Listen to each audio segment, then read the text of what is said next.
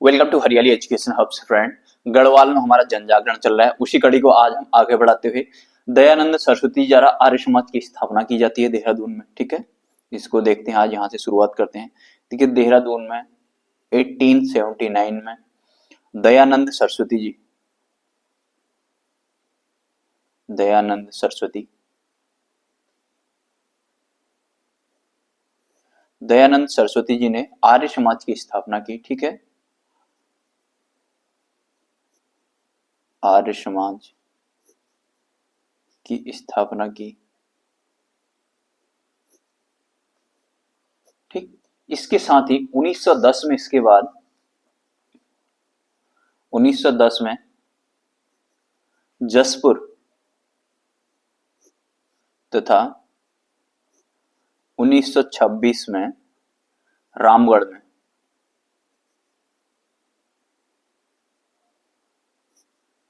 में इसकी शाखाएं खुली आर्य समाज की। ठीक है, इतना ध्यान में रखना। 1910 में दुगड्डा में पहली आर्य समाजी स्कूल की स्थापना की। ठीक है, इसी 1910 में क्या किया गया, दुगड्डा जो कि पौड़ी में है, दुगड्डा में पहला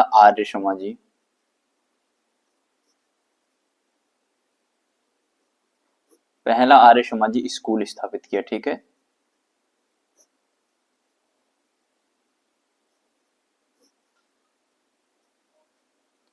पहला आर्य समाजी स्कूल स्थापित किया। ठीक हो गया। 1913 में क्या होता है, देखिए अब 1913 में स्वामी श्रद्धानंद ने लैंसडाउन में दूसरा आर्य समाज स्कूल खोला। 1913 में स्वामी श्रद्धानंद इनके शिष्य हैं। ठीक है, स्वामी श्रद्धानंद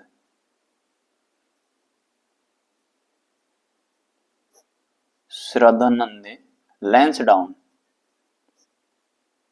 में, फिर से पौड़ी में है। ठीक है, दूसरा आर्य समाजी स्कूल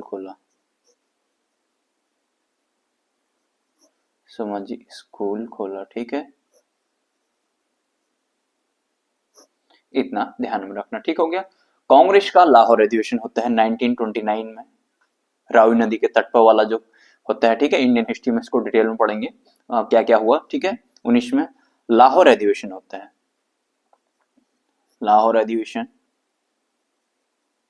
इस लाहौर अधिवेशन में 1929 का गढ़वाल से प्रताप सिंह नेगी, राम प्रसाद नौटियाल। देखिए गढ़वाल से कौन कौन लोग शामिल होते हैं इसमें, गढ़वाल से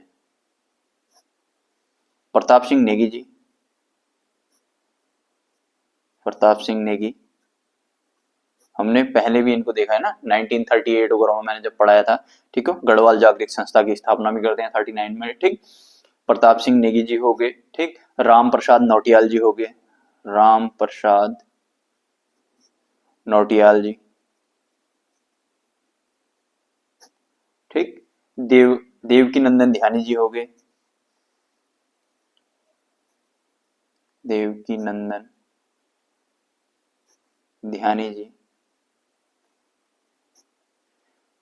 आदि ने क्या किया, इसमें भाग लिया। ठीक है, आदि लोग थे, इनने क्या किया, 1929 के लाहौर अधिवेशन में भाग लिया। देखिए लाहौर अधिवेशन क्यों फेमस है, लाहौर अधिवेशन में यहाँ पर इन लोगों ने रावी नदी के तट पर एक प्रतिज्ञा ली थी कि हम पूर्ण स्वराज की, इनने मतलब ये जो लाहौर अधिवेशन है इसमें पूर्ण स्वराज की मांग की थी इन लोगों ने। ठीक है, पूर्ण स्वराज की मांग, पूर्ण स्वराज की मांग। ठीक है, इसको हम आगे पढ़ेंगे। ठीक हो गया, इसको हम आगे जब इंडियन हिस्ट्री में पढ़ेंगे तो वहां पढ़ेंगे। ठीक है, पहले उससे पहले क्या हो रहा है ना, इससे पहले तक क्या होता था, ये लोग डोमिनियन स्टेटस की मांग करते थे। ठीक है, डोमिनियन, डोमिनियन का मतलब अधिराज्य बोलते हैं इसको। ठीक है, डोमिनियन स्टेटस, डोमिनियन स्टेटस का मतलब क्या हुआ, अधिराज्य। ठीक है, डोमिनियन स्टेट, इसका मतलब क्या हुआ, डोमिनियन का मतलब क्या होता है, हेड ऑफ द स्टेट।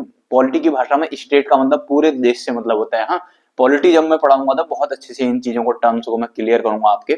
हम देखिए ये वाला जो मॉडर्न हिस्ट्री होती है ना, ये पॉलिटी में भी काम आती है और हिस्ट्री में भी काम आती है। ठीक है, जब हम रेगुलेटिंग एक्ट, ये एक्ट, वो एक्ट वगैरह, पिट्स इंडिया एक्ट, ये सारे हम एक्ट जब उसका ऐतिहासिक पृष्ठभूमि पढ़ रहे होंगे, उसके हिस्टोरिकल बैकग्राउंड पढ़ रहे होंगे। पॉलिटी का पहला चैप्टर होता है, बहुत ही कॉम्प्लिकेटेड माना जाता है वो। उसको जब पढ़ाऊंगा तो वहां पे आप लोगों को मैं बताऊंगा, ठीक है। उसकी मेनली हम अगर बात करेंगे तो हमारा जो इलाहाबाद की संधि होती है, इलाहाबाद की संधि के बाद फिर क्लाइव, रॉबर्ट क्लाइव क्या करता है, शासन कर रहा होता है। फिर उसके बाद देखिए ये ईस्ट इंडिया कंपनी जो होती है ना, ईस्ट इंडिया कंपनी बड़ी इसके बाद अपने मनमाना करती है। और इसमें होता क्या है, ये लोग तो एकदम फायदे में होते हैं और ब्रिटेन जो अंग्रेज लोग होते हैं वो घाटे में जाते हैं। ये लोग जो भी ईस्ट इंडिया कंपनी के एम्प्लॉय होते हैं, ये जब जहां अपने घर ब्रिटेन जाते हैं तो इनके इतनी सारी प्रॉपर्टी हो जाती है और कंपनी को फाइनली जो कंपनी के मालिक होते हैं उनको घाटा हो रहा होता है, ठीक है।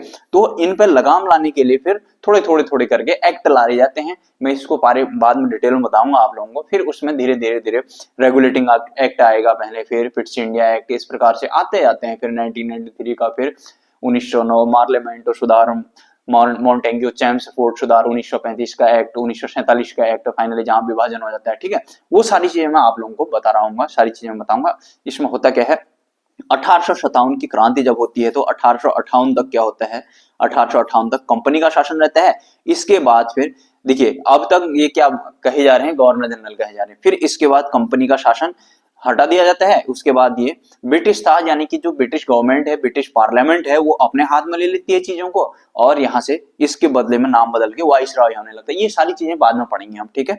अभी मैं इतना समझाना चाह रहा था कि ये लाहौर अधिवेशन जो है, इसमें इससे पहले तक डोमिनियन स्टेटस का मांग करते थे। डोमिनियन स्टेटस का मतलब क्या हुआ, हेड ऑफ द स्टेट क्या हो, हेड ऑफ द स्टेट क्या होगा, रानी होगी कहाँ की, इंग्लैंड की, और सारे काम तुम कर सकते हो। और हेड ऑफ द स्टेट होगा कौन, इंग्लैंड होगा, इंग्लैंड की रानी होगी, जो मतलब इंग्लैंड का जो हेड होता है, ठीक है। जैसे कि डोमिनियन स्टेटस का। फिर इन लोगों ने पहले मान गए थे इसको, जैसे ऑस्ट्रेलिया हो गया, अभी अभी के टाइम में देखेंगे तो कनाडा हो गया, ये सब डोमिनियन स्टेटस में आते हैं, ठीक है। मैं पढ़ाऊंगा तो पॉलिटी में सब बताऊंगा आप लोगों को। जैसे हमारे यहाँ तो क्या है, गणतंत्रात्मक राज्य है, ठीक है, गणतंत्र है हमारे यहाँ। गणतंत्र का मतलब क्या हुआ, रिपब्लिक। रिपब्लिक का मतलब क्या हुआ, हेड ऑफ द स्टेट जो है, हेड ऑफ द स्टेट मतलब कि जो हमारा हेड ऑफ द स्टेट है वो क्या है, वो चुनकर आएगा। अब यहाँ पर जो डोमिनियन स्टेटस वाले होंगे इनके यहाँ क्या होगा, हेड ऑफ द स्टेट, जो ब्रिटेन का हेड ऑफ द स्टेट है वो उसको माना जाएगा, ठीक है। बाकी गवर्नमेंट वगैरह अपनी चला ही नहीं है। अभी भी ये लोग जैसे ऑस्ट्रेलिया हो गया, कनाडा हो गया, ये सब इसमें डोमिनियन स्टेटस के अंतर्गत आते हैं। सबको इसने कैप्चर किया होता है ना ब्रिटेन ने, ठीक है। इसको मैं सब बताऊंगा। जैसे ब्रिटेन के जो लोग गुलाम रहे थे, फिर उनने एक संगठन भी बनाया, ग्रुप भी बनाया, कॉमनवेल्थ बोलते हैं जिसको, ठीक है। कॉमनवेल्थ गेम वगैरह भी होते हैं ना, ये सारी चीजें मैं बताऊंगा आपको पूरी डिटेल में, ये सब चीजें आएंगी बाद में, ठीक है। ठीक, तो यहां पर क्या होता है, ये डोमिनियन स्टेटस का दर्जा इन लोगों ने बोला कि अब हमें तुम्हारा डोमिनियन स्टेटस नहीं चाहिए भाई, अब हमें पूर्ण स्वराज चाहिए। यानी कि हमारा हेड ऑफ द स्टेट आपका हेड ऑफ द स्टेट नहीं होगा, हम अपना हेड ऑफ द स्टेट खुद चुनेंगे। और हमारा हेड ऑफ द स्टेट क्या होगा, हमारा खुद चुना हुआ होगा, जो कि अभी हमारा राष्ट्रपति होता है, ठीक है। अब ये गणतंत्र कहाँ से लिया, ये जो हमारा भारतीय संविधान में जो चीजें ली गई है ना, ये हर जगह से, इधर उधर से, सारे इधर उधर देशों के हमने फिल्टर किए हैं, वहां से चीजें हर एक जगह से ली हुई है, ठीक है। जैसे डीपीएसपी देखें हम, डीपीएसपी आगे देखेंगे तो director principle of state policy, जिनको नीति निदेशक तत्व बोलते हैं, ये नीति निदेशक तत्व हमने आयरलैंड से ली हैं। जैसे फंडामेंटल ड्यूटीज, जिनको मौलिक कर्तव्य बोलते हैं, ये रशिया से लिए हैं, रूस से लिए हैं। मौलिक अधिकार, फंडामेंटल राइट्स हमारे यूएसए से लिए हैं। इस प्रकार से ये सब बताऊंगा मैं बाद में पॉलिटी और जो मॉडर्न हिस्ट्री में, ठीक है। तो अभी मेरा बताने का मतलब इतना ही था कि जो 1929 का 1929 में जो लाहौर अधिवेशन हुआ था, इसमें पूर्ण स्वराज की मांग की। अब इनने बोला है कि ना हमें अब पूर्ण स्वराज से मतलब नीचे कुछ नहीं चाहिए, हमें चाहिए तो अब पूर्ण स्वराज ही चाहिए। पहले डोमिनियन स्टेटस का दर्जा मांग रहे थे तो इनको नहीं दिया, फिर इनने बोला कि हमें पूर्ण स्वराज से नीचे चाहिए ही नहीं, ठीक है। फिर इसके बाद क्या होता है, ये विश्व युद्ध में इन लोगों को शामिल करते हैं। फिर इसके बाद क्या होता है मैं बाद में बताऊंगा, विश्व युद्ध में शामिल करते हैं तो फिर नए प्रपोजल लाते रहते हैं। फिर क्रिप्स मिशन आएगा, अगस्त प्रस्ताव आता है, क्रिप्स मिशन आता है, कैबिनेट मिशन आता है, फाइनली फिर उसके बाद संविधान सभा का निर्माण होता है उसके बाद, ठीक है। उसमें कौन सदस्य क्या है, ये सब मैं बाद में आप लोगों को डिटेल में बताने वाला हूँ। अभी आप इतना ध्यान रखना कि 1929 का जो लाहौर अधिवेशन हुआ था, इसकी मुख्य विशेषता क्या है, इसमें पूर्ण स्वराज की मांग की गई थी, ठीक है। और इसमें कहा गया था कि हम प्रत्येक वर्ष फिर अपना मतलब इन लोगों ने झंडा वंडा फहराना शुरू कर दिया था कि ठीक है हम प्रत्येक की 26 जनवरी को हम अपना झंडा फहराएंगे, अपना स्वतंत्रता दिवस घोषित, अपना स्वतंत्रता दिवस मनाएंगे। चोरी छुपे करते भी थे। देखिए हमने जब वो विष्णु देवी शाह वगैरह ने जब झंडा फहराया था ना, वो यही कारण तो था। ठीक है, तो उसके बाद फिर 26 जनवरी, फिर हमारा देश तो हो जाता है 15 अगस्त को आजाद। 15 अगस्त को आजाद होता है, तो अब दो दो तो मना नहीं सकते हैं। ठीक है, दो दो आजाद दिवस तो मना नहीं सकते हैं। ठीक है, दो दो स्वतंत्रता दिवस तो मना नहीं सकते हैं। फिर इसके बदले 26 जनवरी को कुछ ना कुछ तो हो करके, तो क्योंकि इनने बोला था कि प्रत्येक 26 जनवरी को हम क्या करेंगे, अपना स्वतंत्रता दिवस मनाएंगे। ठीक है, चोरी छुपे ये लोग बनाते भी थे। ठीक, तो अब ये स्वतंत्र तो 15 अगस्त को होते, अब इनने क्या किया फिर उसके बाद, क्योंकि हमारा संविधान पहले ही बन चुका था 1949 में, तो इन लोगों ने इस 26 जनवरी को कुछ ना कुछ देने के लिए 26 जनवरी का तक का वेट किया, और यहाँ पर हमारा क्या गणतंत्र दिवस मनाया गया। ठीक है, तो जब हमारा संविधान लागू हुआ था 26 जनवरी 1950 को संविधान को लागू किया गया। इसको मैं सब पॉलिटिव में बताऊंगा आप लोगों को। ठीक है, थोड़ा सा आप लोगों का रिकैप बनेगा, मैंने इसलिए बता दिया। अब इस अधिवेशन में यहाँ से उत्तराखंड से कौन शामिल थे, गढ़वाल से कौन शामिल थे, तो ये चीज हमें देखनी है। इसमें प्रताप सिंह नेगी जी शामिल थे, राम प्रसाद नौटियाल जी, देवकीनंदन ध्यानी जी, ये आदि लोग इसमें शामिल थे, इतना ध्यान में रखना। ठीक है, गढ़वाल में सविनय अवज्ञा आंदोलन होता है, फिर सीडीएम। ठीक है, CDM civil disobedient, civil disobedient movement बोलते हैं इसको। ठीक है, हमारा सविनय अवज्ञा आंदोलन 1930 में जो होता है। ठीक है, इसकी रणनीति को अंतिम रूप देने के लिए 1930 में क्या होता है, 1930 में होता है ना सिविल डिसोबीडिएंट मूवमेंट, हमारा जो सविनय अवज्ञा आंदोलन होता है 1930 में। इसके कोट शीतोंशु, पौड़ी में एक जगह है, पौड़ी में एक जगह है, पौड़ी में एक जगह है कोट शीतोंशु, इसको ध्यान रखना, कोट शीतोंशु, शीतोंशु ये जगह है। ठीक है, इसमें इन लोगों ने एक अंतिम रूप से रणनीति बनाई। ठीक है, अंतिम रणनीति बनाई, अपनी अंतिम रूप से रणनीति बनाई, और इसकी अध्यक्षता किसने की थी, हरगोविंद पंत जी ने की थी। ठीक है, अध्यक्षता, कांग्रेस का यहाँ पर सम्मेलन हुआ और इसकी अध्यक्षता किसने की थी, हरगोविंद पंत जी ने की थी, हरगोविंद पंत, हरगोविंद पंत जी ने की थी इसकी अध्यक्षता। ठीक है, ये जो कांग्रेस का अधिवेशन हो रहा है, इसकी अध्यक्षता कौन कर रहा है, हरगोविंद पंत जी। इसमें शामिल होने के लिए अंतिम रूप से अपनी एक जो रणनीति बना रहे हैं। ठीक है, गढ़वाल में जो सविनय अवज्ञा आंदोलन होगा, देखिए भारत में क्या हो रहा है, सविनय अवज्ञा आंदोलन, सीडीएम सिविल डिसोबीडिएंट मूवमेंट। ठीक है, इसका सविनय अवज्ञा आंदोलन ये भारत में हो रहा है। गांधी जी ने जो चलाया, गांधी जी के हम जो मेन देखिए, अगर हम गांधी जी के मेन अगर सबसे बड़े आंदोलन की बात करें ना, एक 1920 वाला असहयोग आंदोलन हो गया, ये सिविल डिसोबीडिएंट मूवमेंट हो गया, मतलब सविनय अवज्ञा आंदोलन, एक भारत छोड़ो आंदोलन 1942, ये सबसे बड़े आंदोलन माने जाते हैं गांधी जी के। ठीक है, वही तो चंपारण, खेड़ा वगैरह, ये अहमदाबाद का मिल मजदूर आंदोलन, ये सारी चीजें देखेंगे हम जब मैं हिस्ट्री पढ़ा रहा हूँ आपको, मॉडर्न हिस्ट्री, तो वहाँ सब बताने वाला हूँ आप लोगों को। ठीक है, गांधी जी के प्रयोग हम पढ़ते हैं, चंपारण में से स्टार्ट करते हैं। ठीक, इसको ध्यान रखना आप। तो इन लोगों ने जो सिविल डिसोबीडिएंट मूवमेंट है, जो ये मतलब सविनय अवज्ञा आंदोलन जो 1930 में गढ़वाल में इन लोगों ने इसकी रणनीति बनाने के लिए इसकी रणनीति बनाई, इसकी अध्यक्षता किसने की थी, हरगोविंद पंत जी ने की थी, इतना ध्यान में रखना। ठीक है, 1930 में जहरी खाल एक लैंसडाउन में है, इसमें झंडा सत्याग्रह किया गया। ठीक है, नेक्स्ट पेज में देख लेते हैं। देखिए लैंसडाउन है पौड़ी में, लैंसडाउन, लैंसडाउन पौड़ी में है, इसमें एक जगह है जहरी खाल, जहरी खाल। ठीक है, इस जहरी खाल में 1930 में, 1930 में क्या किया गया, झंडा सत्याग्रह किया गया, झंडा सत्याग्रह किया गया। ठीक है, जगह जगह पर झंडा सत्याग्रह किया जा रहा है, जैसे मैंने अल्मोड़ा नगर पालिका की घटना भी बताई मैंने आपको। ठीक है, इसमें विष्णु देवी शाह वगैरह ये लोग झंडा फहराते हैं, कुंती देवी को जिंदा है मुर्दा पकड़ने वाला मैंने जब बताया था आप लोगों को पूरा डिटेल में। ठीक है, ये हाई स्कूल था एक, इस हाई स्कूल में कर रहे हैं लोग। ठीक है, हाई स्कूल था एक, इसमें कर रहे हैं। ठीक है, इसका नेतृत्व किसने किया, बलदेव आर्य जी ने किया। नेतृत्व कौन कर रहा है, बलदेव आर्य जी।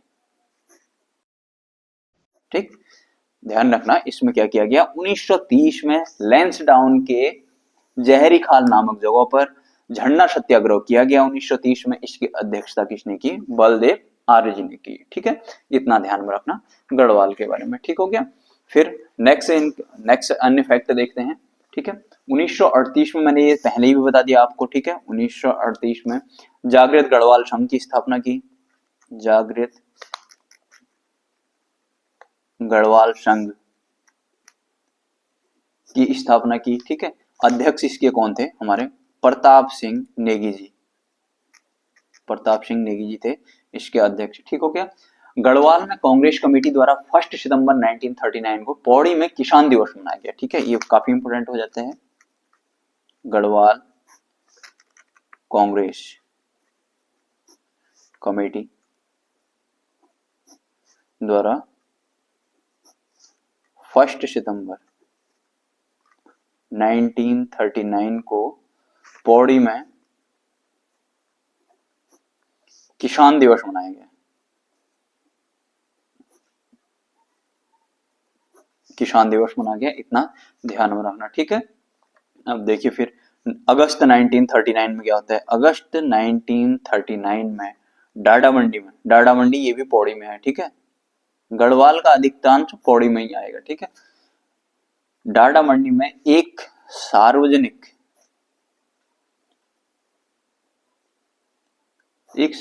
सभा आयोजित की गई, सार्वजनिक सभा आयोजित की गई, ठीक है।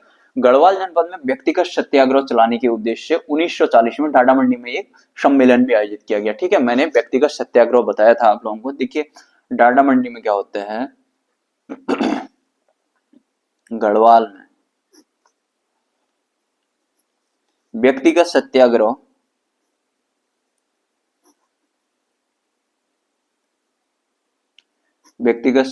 चलाने के उद्देश्य से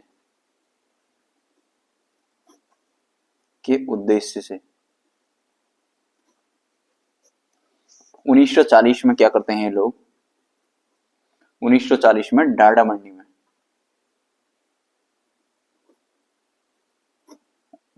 में एक सम्मेलन आयोजित किया जाता है, ठीक है। सम्मेलन आयोजित किया जाता है, ठीक है। व्यक्तिगत सत्याग्रह भारत में भी चल रहा है, ठीक है। भारत 1940 में हमने इसमें देखा था, इसके प्रथम सत्याग्रही कौन बने थे? ये हमारे विनोबा भावे थे, ठीक है।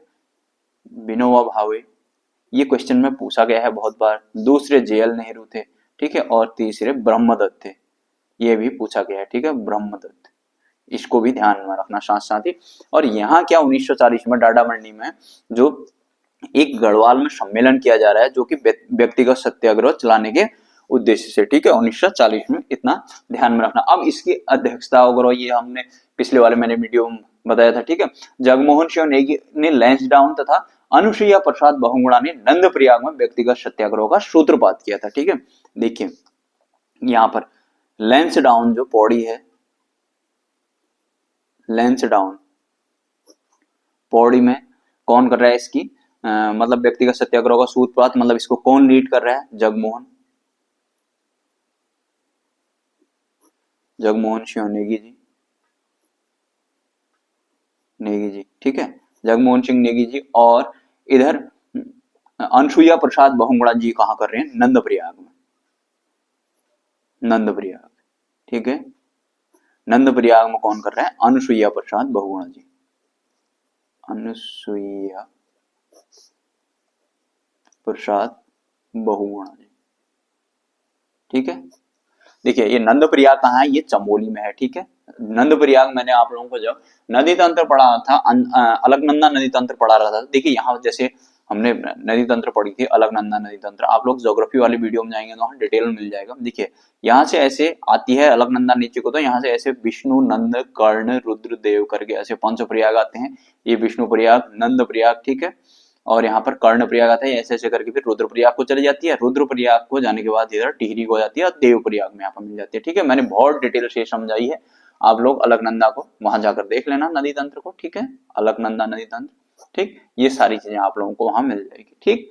इतना ध्यान में रखना, इतना ध्यान में रखना है कि आप लोगों को कि इसकी जो अध्यक्षता की है, मतलब इसको जो लीड किया है लैंसडाउन में, किसने किया है? जगमोहन सिंह नेगी जी ने किया है, ठीक है। व्यक्तिगत सत्याग्रह कि जो लीडरशिप की है इन लैंसडाउन में किसने की है, जगमोहन सिंह नेगी जी ने, और हमारे चमोली के नंदप्रयाग में किसने की है, अनसुईया प्रसाद बहुगुणा जी ने की है। ठीक है, इतना ध्यान में रखना। फिर उसके बाद कुमाऊं में शुद्धि आंदोलन के बारे में बनता है। ठीक है, कुमाऊं में एक चीज और देख लेते हैं, बहुत ज्यादा इंपोर्टेंट है। कुमाऊं में 1913 में लाला लाजपत राय लाला लाजपत राय की उपस्थिति में आर्य समाज के शुद्धिकरण समारोह में शिल्पकारों ने, देखिए शिल्पकारों को क्या किया गया, शिल्पकारों को दिख रहा होगा, शिल्पकारों को जनेऊ बांटे गए थे। ठीक है, शिल्पकारों को जनेऊ देने का कार्यक्रम चलाया गया। ठीक है, पहले ये कुरीति टाइप की थी कि तुम जनेऊ नहीं पहनोगे, डोला पाल की आंदोलन हमने देखा था। ठीक है, जयानंद भारती ने जिन्हें जो चलाया था उसमें इस टाइप का था कि सवर्ण लोग डोली में डोला पालकी में जाएंगे, तुम लोग नहीं जाओगे, तुम जनेऊ नहीं पहनोगे, 6 धरिया 3 धरिया वाली, मतलब इस प्रकार की जो कुरीतियां थी, इनको इन लोगों ने क्या किया, शुद्धि आंदोलन में क्या किया, शिल्पकार लोगों को जनेऊ देने का कार्यक्रम चलाया, यानी कि उन लोगों को जनेऊ बांटेंगे। ठीक है, जैसे कहने का मतलब क्या हुआ कि जैसे सवर्ण लोग जनेऊ पहन सकते हैं तो तुम भी पहन सकते हो, ये वाली बात हुई। ठीक है, फिर 1936 में देखते हैं, 1936 में शिल्पकारों को डोला पालकी में, मतलब फाइनली हाई कोर्ट ने भी बोल दिया था फिर इनको। ठीक है, डोला पालकी प्रयोग करने का हाई कोर्ट, एससी मतलब हाई कोर्ट, हाँ, हाई कोर्ट द्वारा कानूनी अधिकार दिया गया, हाई कोर्ट द्वारा कानूनी अधिकार दिया गया।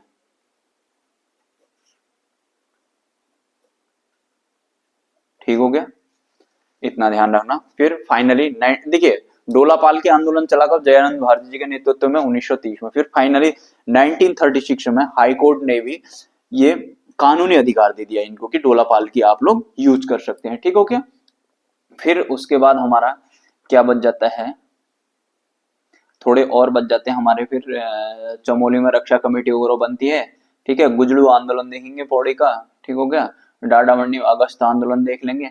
ठीक है, थोड़ा बहुत बस ये सियासैन का अग्निकांड षड्यंत्र वगैरह ये देख लेंगे। उसके बाद हमारा लगभग ये चीजें कंप्लीट हो जाएंगी। फिर उसके बाद जो फैक्ट जो छूटे होंगे मैं, या फिर जो इंपॉर्टेंट फैक्ट होंगे उनको बता दूंगा आप लोगों को। ठीक है, जैसे किसान, मतलब यहाँ पे खेती वगैरह देख लेंगे, मतलब चाय की खेती वगैरह, ये इस टाइप से चीजें देख लेंगे। ठीक है, उसके बाद हम चले जाएंगे उत्तराखंड राज्य निर्माण आंदोलन में। ठीक हो गया, तो चलिए फ्रेंड्स इतना ही करते हैं। आप लोग अपना ध्यान दीजिएगा, बाय बाय, टेक केयर। जो साथी नए हैं तो प्लेलिस्ट में जाइएगा यार, बहुत सारी चीजें मैंने बताई हैं, नदी तंत्र वगैरह सब मैंने डिटेल में वहां पर समझाया हुआ है। आप लोग जाएंगे एक बार प्लेलिस्ट में तो आप लोगों को खुद ही अच्छा लगेगा। ठीक है, ठीक है friends, bye bye, take care, अपना ध्यान दीजिएगा।